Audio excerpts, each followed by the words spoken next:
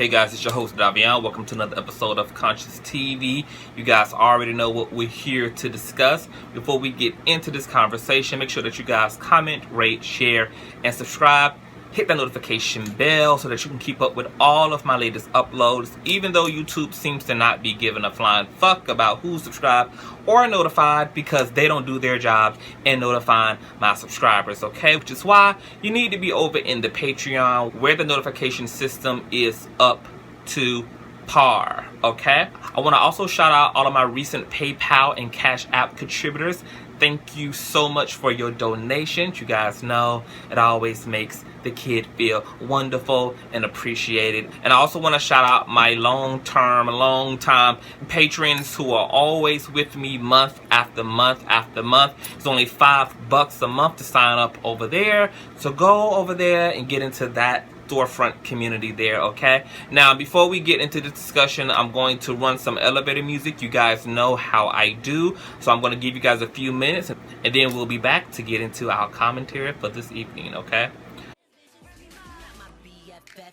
My bestie, you a fake ass bitch just like the rest. See, I was all the way down, you was all the way gone. Now you trying to come back cause I'm all the way on. I got both middle fingers all the way up. And for fraud broads, I don't give two fucks. If I say something, my moves are backing. You be running your mouth and it'll match your actions. And I ain't throwing shade, I'm just saying, act like it's a buffet and eat off your own plate. Cause it's not a compliment when I say you fab. You just a F-A-B with your fake ass bitch. I've had a hand for the real ones. Put it down, had my back since day one. Never hear about them throwing no shade now. So if you one of us stand up, tired of the gossip, think you're heading up, don't worry about the middle fingers up to these fake ass bitches. When you smile in your face, but behind you it ain't round wishes.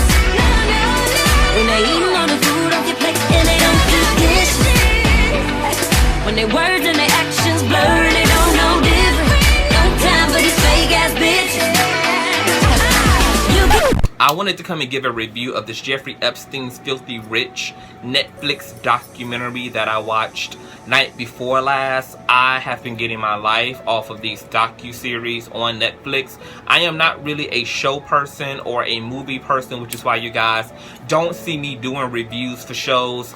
I kind of outgrew that stuff years and years and years ago. A lot of the stuff that I give my attention to are really informative things that are kind of rooted in real life. These things help me to just kind of understand human psychology and sociology and just history, and to just kind of really get perspective, which is something that I really enjoy doing, especially as a free thinker and a philosopher. Now, there were quite a few things that really stood out to me about this docuseries. Those of you who don't know, Jeff Epstein is a billionaire, or at least he was a billionaire. This was one of the good friends of Oprah, and this is why Oprah Winfrey came under fire during her Michael Jackson, R. Kelly rundown, because she was good friends with Harvey Weinstein and Jeffrey Epstein. And while these men were undergoing investigation for sexual assault on minors, Gayle and Oprah Winfrey were busy digging up the corpse of Michael Jackson and distracting us from what their good Judies were going through in the background. But we didn't forget. And thank you to Netflix for airing it. And I think it's also trending because it's in the top 10 of docuseries on Netflix. It seems like the ploy to distract us from what Harvey Weinstein and Jeffrey Epstein were doing and had going on was successful, because I didn't hear as much publicity and commentary around the Jeffrey Epstein's documentary like we did Surviving Neverland Ranch, and like we did around Surviving R. Kelly. Just didn't get all of that hype and publicity. So Oprah, suck my ass. And I thought that some things in this documentary were really worth noting, especially around some of the things that we're dealing with societally regarding racism, regarding the Me Too movement, women's empowerment, etc. Okay? Just for a little backstory on Jeffrey Epstein, for those of you who have no idea who the fuck he is, may have never heard about him, and don't know the backstory, simply and shortly put, Jeffrey Epstein is a billionaire who first got his roots by being an investor for really wealthy men. Jeffrey then slid into a relationship with the founder of Women's Unlimited. It was also speculated that Jeffrey Epstein and the founder of Victoria's Secret were in a bisexual, homosexual, same-sex relationship, which Jeffrey Epstein denied. However, the founder of Victoria's Secret is just as gritty, power-hungry, and narcissistic as Jeffrey Epstein is, and for whatever reason, the founder of Victoria's Secret willed his entire fortune to Jeffrey Epstein, which is still a controversial topic today in terms of why. Is Jeffrey Epstein holding something over the founder's head? Is this due to some sexual romantic relationship that was had where Jeffrey was able to coerce the founder of Victoria's Secret into giving over his wealth? Jeffrey not only became an heir to the throne of wealth, he also became the company's overseer, which gave him full control of all of the wealth, all of the economy of all three of these businesses by this founder, okay? After Jeffrey Epstein obtained billions of dollars and continued to grow businesses, be an investor for quantum physics, quantum mechanics, he funded a lot of scientific research. He was always investing. Jeffrey was able to become good friends with Bill Clinton, Donald Trump, Prince Andrew. I mean, the man was connected from everybody under the sun and over it. In this, Jeffrey began to coerce underage girls to give him sexual massages. He would have them come to his home. He would give them $200 to massage him, to massage his wealthy, old, wrinkled-ass friends. This began to manifest as a molestation pyramid scheme where Jeffrey was molesting and sexually abusing young girls and then manipulating them into also recruiting young girls under the guise that they would just make some easy money simply being a personal masseuse to the billionaire, okay? Now, Jeffrey Epstein, long story short, got away with this for years and years and years and years because it goes to show the power of money and status in the world. Not just America, but in the world. Money transcends race, it transcends religion, it transcends sexuality, it transcends creed. Money and those who are bloodthirsty for it share a similarity in consciousness. Once you get to the top and you keep peeling back the layers of the onion, you will find that the elite is a conglomerate of blacks, whites, gays, lesbians, trans persons, different nationalities and ethnicities, that these issues of differences between people don't exist at the top. The Illuminati, the shadow government, whatever the fuck people want to title it as, has nothing to do with the race, has nothing to do with religion, okay? Those are the little intentional manufactured wars and obstacles that they put in front of us down here, okay? So that we never recognize the more sinister, insidious agendas that world governments have been planning and execute behind the curtains of world societies, okay? Nonetheless, Jeffrey began to get sloppy and comfortable in his antics like all narcissists do. The victims got fed up and tired. A lot of good, righteous people came forward on behalf of seeking justice for these victims, and eventually they got that.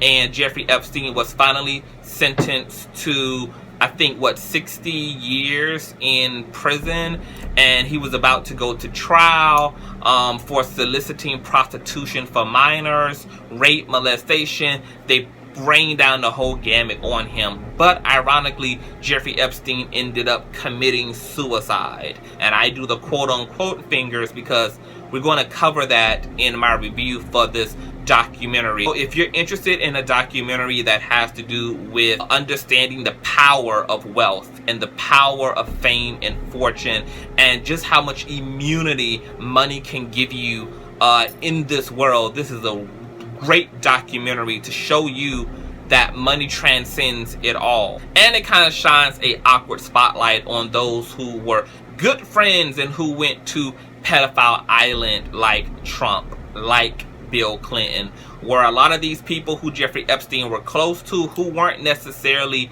incriminated in this documentary, but nonetheless were exposed for being associates and good friends with Epstein, were they all a part of this molestation ring too? Well, this documentary begs the question of that. Now, I was having a conversation with someone last night, and the question of why does perversion always show up at the top of the pyramid? Why is it that when you begin to pull back the curtain on those who have profound wealth, and the scandal is so outrageous and insidious and dark? And that's because there is a connection between fame, the ego, and our lower self.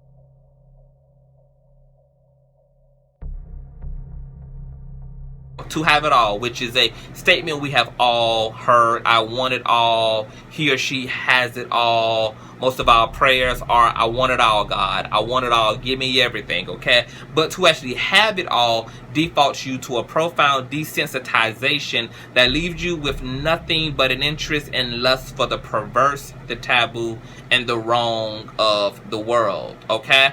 Most of us have no idea what it actually feels like to have it all, quote unquote. And most of what we all imagine to be all is everything that materialism can cough up. Beauty, wealth, adoration, unlimited materialism is having it all, having no care in the world, okay? Well, only 1% of the population are ever going to really know what that experience is. Jeffrey Epstein and all of his high-powered friends who have made it to be that 1% are having the experience of someone that has it all, okay?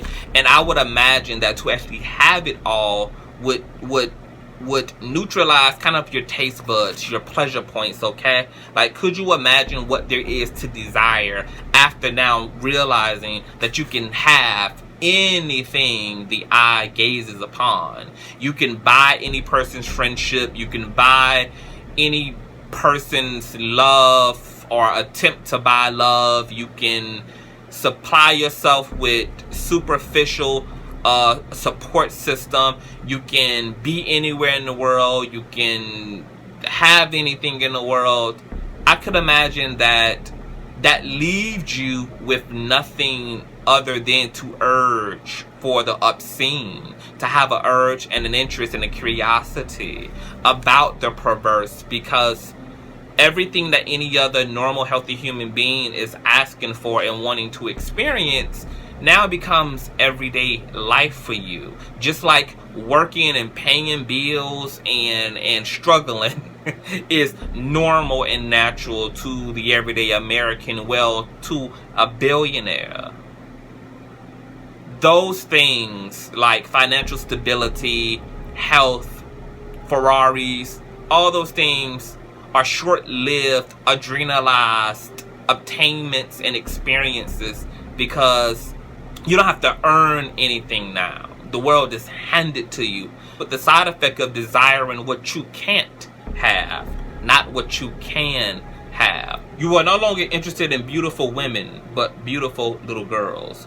You're no longer interested in handsome men, but handsome little boys. And you see, these manifestations happen on a smaller scale with celebrities, especially male celebrities. Just one girl won't do. Just one sexual partner at a time won't do. Drugs become a logical point of attraction because pleasure becomes harder to achieve when you're at a place where travel, cars, clothes, and sex are in abundance. This is also why it's not shocking when you find a lot of hyper-masculine men in Hollywood who end up having scandal around their name connected to bisexuality and homosexuality, because I would imagine that at some point where it's nothing to get pussy, it's nothing to get women. Women are throwing their panties on stage. Women are in your DMs all day, every day. You can simply go out in the street and have 100 females want to give it up to you, that at some point you'll lose interest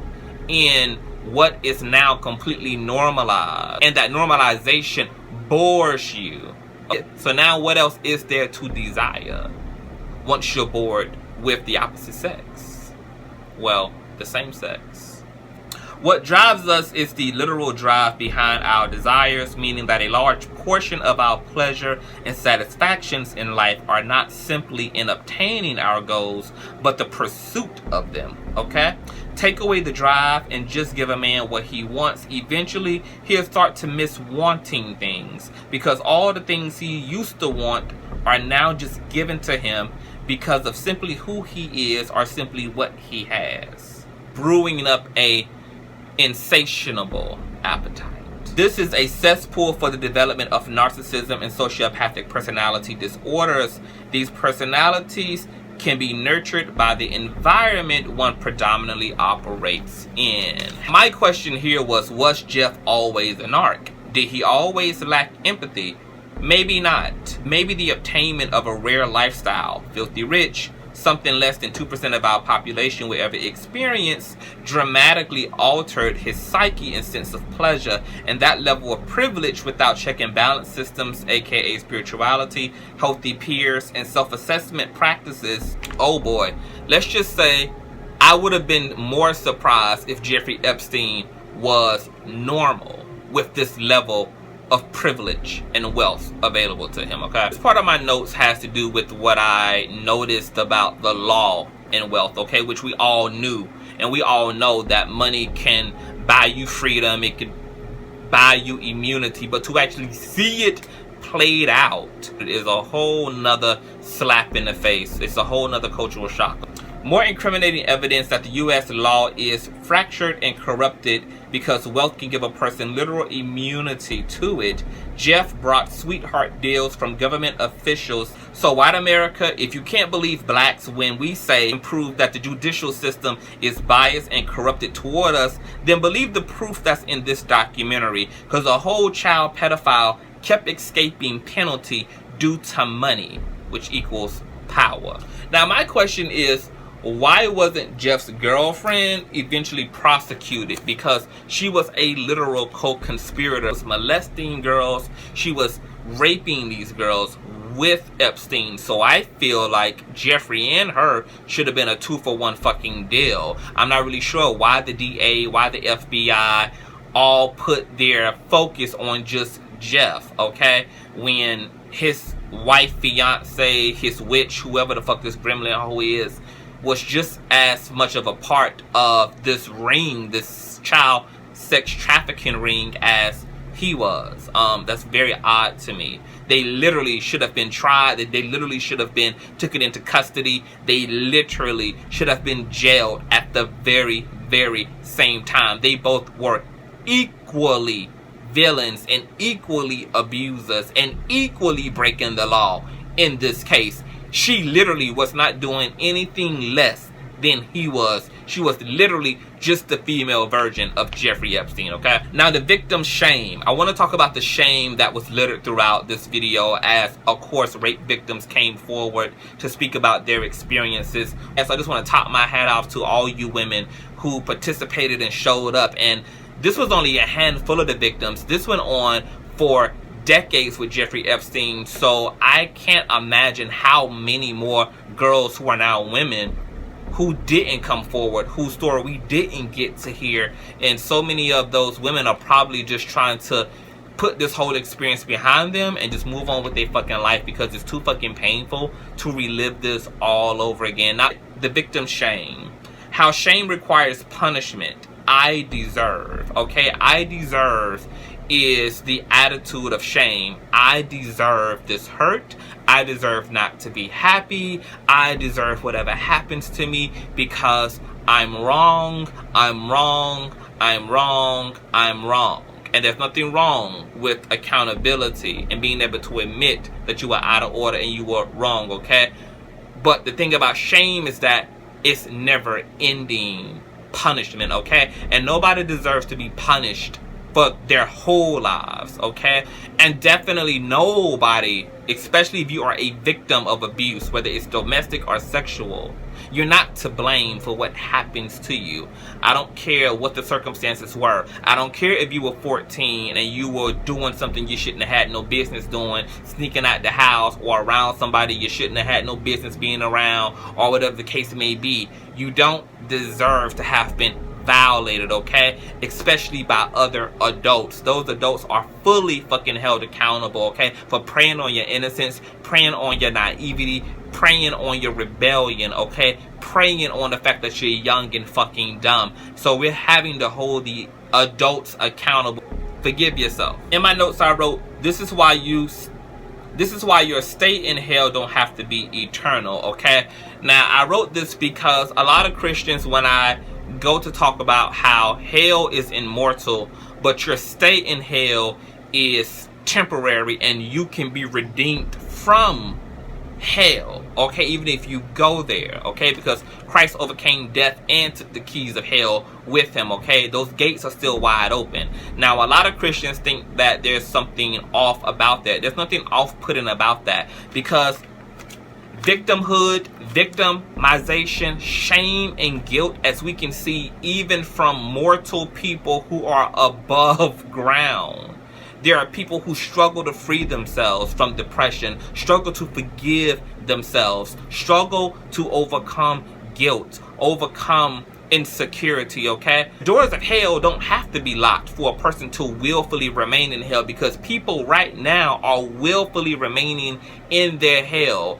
Every day, each of us has an opportunity to put aside or to do away with or to heal the hurt that's within us, okay? And lots of people have went to their grave bitter, have went to their grave depressed, have went to their grave broken up, okay? And never realized that they could have peace and they could have happiness, but that it was going to have to be a personal choice to be happy and to be at peace, okay? So as it relates to hell, the doors, the windows, the chimney, the attic, the fucking basement can be wide open. You can escape hell in either direction.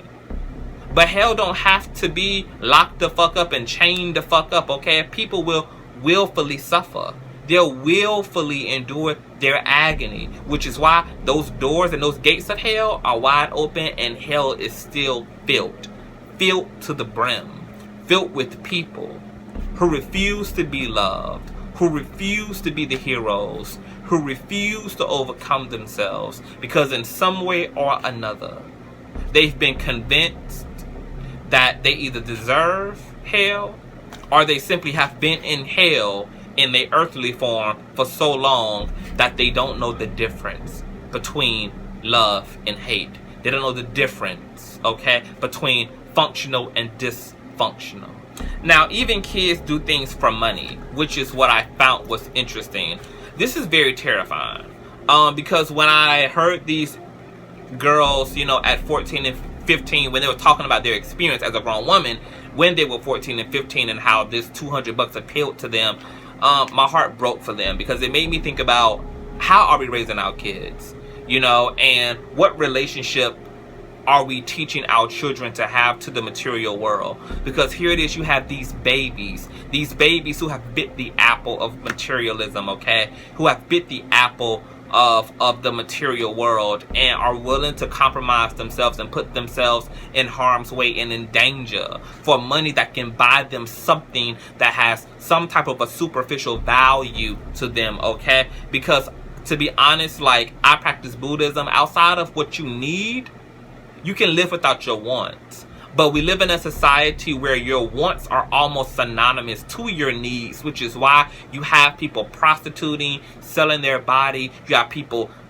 breaking the law, stealing, scamming, and doing all these egregious things for wants, putting your very livelihood and putting other people's lives at stake and at risk over some shit that you can in fact live without. Because we know that these babies only would have did something that children would have did with the $200. You would have brought, what, some shoes, you would have bought a game, you would have brought something that children would do with money. And it's just really a shame that we as adults are not instilling better values in our kids that put them in a position to sell out, to sell their soul, and to put a price on their innocence, because the person in power was abusing that power and perverting authority, which children should expect, but not the authority that's going to violate them. You should ball up your fists. You should cuss that authority out. You should run for your life when the authority is asking you to do something that you know you should not be doing. But also that $200 added to an already bizarre situation that's hard to escape psychologically made a lot of these babies go through with offering themselves up to a fucking pig. To a pig. So I think that as parents and as adults, there's a fine line between the world of money and teaching our kids to make it and to have it and to be independent, but also making sure that their soul is not connected to achieving wealth, and making sure that we belittle materiality in such a way that it means more to our kids to do the right thing than it is to look fly and to look swagged out or to look or to be well dressed, etc. That these priceless virtues and being virtuous is more attractive to our babies, so that they're not in corners and alleys and basement with weird ass people being coerced to do weird ass things for a price. These babies were manipulated into putting a price on them, but a part of that manipulation played off of a value system that was already there due to how they were being raised and how their parents were cultivating or not cultivating their relationship to money. I don't believe that this man committed suicide. As the second autopsy pathologist said, the hemorrhaging and the fractures in his collarbone were inconsistent with that of suicidal hanging. That the degree of force used would have had to be external to Jeffrey. That he could not have accomplished that by hanging himself off of his bed railing, and that there was no evidence to also suggest that he had jumped or leaped, and because of the dimensions of the room, he wouldn't have been able to leap that hard or fall that fast into that depth for that type of breakage to occur. So the second autopsy pathologist ruled it as a homicide because his injuries were inconsistent to that of suicidal hanging. And then ironically, he happened to have killed himself while none of the cameras in the prison were working, okay? And it was found that some of the guards were quote-unquote asleep. Yeah, I believe that other wealthy people, even maybe that sinister, sick bitch of a girlfriend to Jeffrey Epstein, might have had his ass knocked off because she probably knew she was next in line. So I would not be surprised if her or any of his high-powered celebrity political friends had that nigga off, because Jeffrey knew where all the motherfucking skeletons and bodies were, okay? And I can imagine that a lot of people who were a part of this child sex trafficking ring, okay, were afraid for their own goddamn livelihoods if Jeffrey Epstein, as would have said, alive to talk, because Jeffrey Epstein was going down. And the people around him probably feared that he was going to try to take them down with him as well. So I do not believe that Jeffrey Epstein committed suicide. I think he's too arrogant. I think he's too sick. And I think he got away with too much to have ever believed that he was ever going to be held accountable. I believe that Jeffrey Epstein, because of his narcissism and sociopathicness, that he would have saw this thing through because he hadn't even went to trial yet.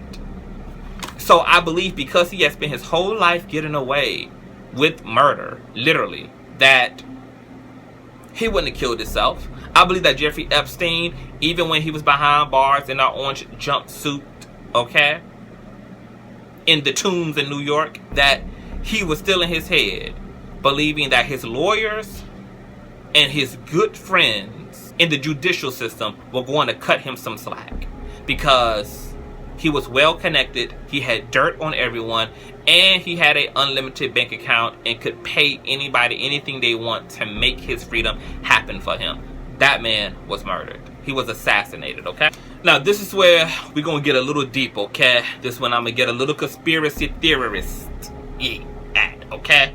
Now, the global elite agenda transcends race, religion, culture, and creed. The elite don't care about any race, including their own, which is why you see this abuse being done by white people toward white people. What the elite is made up of is a group of individuals with infinite amount of wealth and resources who all share the same consciousness and worldview. This is a spiritual compatibility more than it is about race, sexuality, or religious affiliation, okay? Something that Jesus said in the New Testament really struck out to me when he told the disciples when his biological mother and his biological brother came to see him, and they said, Jesus, hey, your people out there. And Jesus said, my family, my brothers and sisters are those who do my Father's will. People who are the same in here, not all this. Color, creed, religion, sexual orientation, religious faith, don't got nothing to do with it. Who you are, your state of consciousness, is who my tribe is. When it comes to the wicked and the 1% of this world, the Illuminati, the shadow government, whatever the fuck you want to call these sadistic ass motherfuckers, okay? These are people who are unified because of a worldview, because of an ideology. This ideology goes above racism. All of these issues that we have been intentionally manufactured by the Prince of Evil in this fucking world, okay? Like I was saying in the beginning of this commentary, these are the games that the 1% play, okay? They sit up in Mount Olympus, eat their popcorn, kick their feet up, and have a good time watching us all work out martial law, racism, police brutality, the gay agenda, the trans agenda, the feminization of black men. All these petty yet sinister real life issues that are real life but that are manufactured nonetheless are put there by these sick, twisted people who entertain themselves off of our naivety, off of our ability to be swayed and to be so reactive and to believe anything that fucking happens and anything that's given to us, okay? We're all white lab rats inside of a cage called Earth, okay? And these are the mad fucking scientists of the world overlooking all of the spinning wheel, and there's the little maze, and there's the cheese, and we're going to put these little prizes and give them the American dream and give them Christianity and give them these things to work toward. We're going to give them problems, and we're just going to play with humanity, okay, for our own sadistic pleasure and purpose, okay?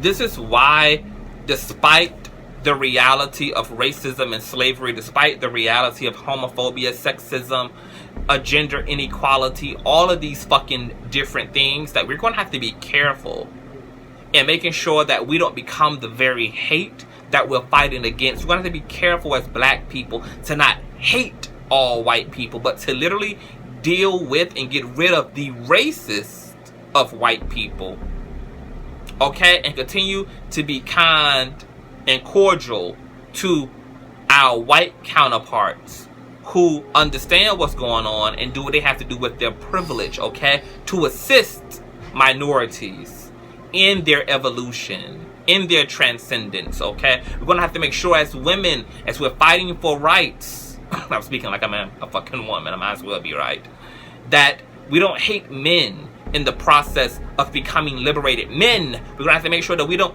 hate fucking gay men in the process of seeing gay men ascend to the top of the political ladder, of the social ladder, okay? We're gonna have to make sure that we fight who's wrong without crucifying and demonizing entire fucking groups of people, because that's what the 1% is banking on. They're banking on us getting so frustrated, so tired, that we just end up all hating each other and taking each other the fuck out. And you already know that these hoes want depopulation, okay? That they want to reduce the population to 1 fucking million people. That's a dramatic motherfucking reduction from 7 billion people on the earth, okay, to 1 fucking million. That's literally just a continent. And if we continue to bite the apple like Eve did, and then how she got Adam asked to do, our fate is going to be the same. We're going to fall away, and we're going to give these hoes what they want, okay? We're going to have to see beyond the glass ceiling, because it is glass. It is glass. And there's a whole world and universe and whole multiverse happening beyond what's literally playing out before us, okay? The shit that's in front of us is real, okay? People are literally out here dying. COVID killed people. Racism killed and enslaved people. Sexism oppressed and killed women, okay? Homophobia, transphobia killed queer people, okay? Real wars. But that's not totally the agenda, okay? And I'm gonna unpack that in another video, just so I can stay true to this particular review about the Jeffrey Epstein. But if you want to know how fucked up power is, if you want to know how perverse power and wealth is, and what can happen to your ass when you don't have your insides together and you acquire that level of privilege, you need to watch Jeffrey Epstein. For those of you who want all the fame, all the money in the world, you better also have a spirit of righteousness and holiness, okay? Because to get those things is going to make you a fucking monster if you aren't already one, okay? And it's just going to be a bigger fucking monster once you have all the resources allocated to you, okay? The system felt white women, okay? It felt white women. Hundreds and hundreds of white women, blonde hair, blue-eyed white women, being tormented, molested, sex trafficked. Their cases fell on the precinct floor, just like that of the survivors of R. Kelly. The real evil in this world is not white or black.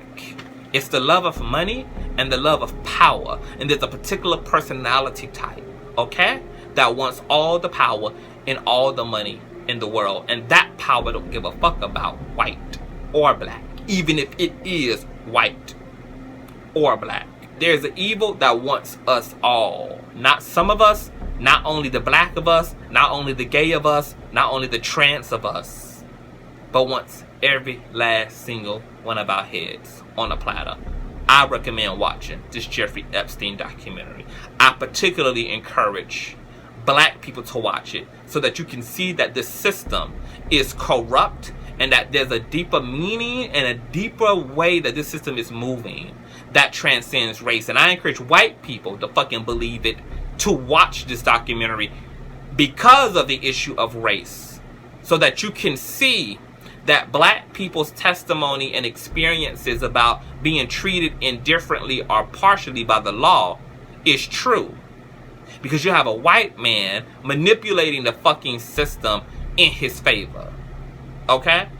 And how many times has that happened simply because of the color of somebody's skin? They've been over-sentenced, okay? They've been over-prosecuted and persecuted, okay? Oprah and Gayle, you hoes should be ashamed of yourselves. You should be ashamed to not have made a thing of this documentary, to not have put the publicity behind this documentary, because y'all damn sure had the nerve to do it to black, wealthy, powerful men, but left your friends out of the equation. And I can't believe that your friendship trumped the fact that they were evil and fucked up and needed to be accountable. And now, because of his connections with everybody else and their potential involvement in this child sex trafficking ring, I'm starting to speculate, bitch, whether y'all didn't add no motherfucking publicity to this documentary and to the case of Harvey Weinstein and Jeffrey Epstein, because y'all all participate and do the same shit too. And it would have been a guilty calling out the fucking guilty had y'all put y'all lips on Harvey and Jeffrey, okay? Check this documentary out. I got to go. I will be back with another video, okay, about this rioting and this looting. We got to talk about it, people. Make sure that you guys sign up to the Patreon. Comment, rate, and subscribe. I love you guys, and I will talk to you guys later. You just blame me for the last time. I'm done fucking with you. Keep coming with the same lines. Everything but the truth.